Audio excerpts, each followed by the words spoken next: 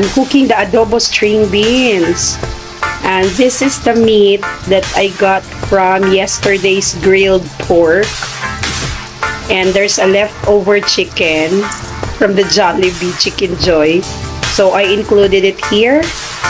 And let's see what we will have for this adobo string beans, okay? So just wait and see. I'll see you later. 5 minutes later.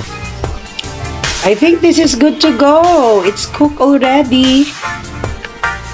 So let's have a taste of it. Let's see.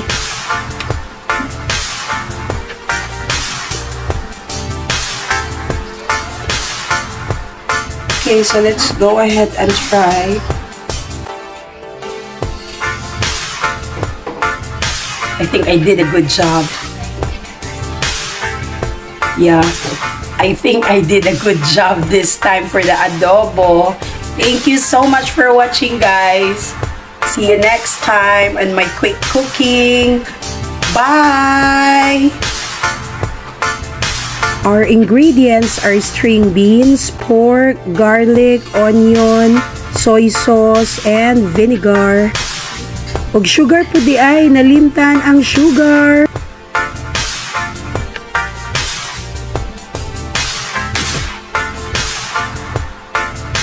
Shout out mga kabiyahe!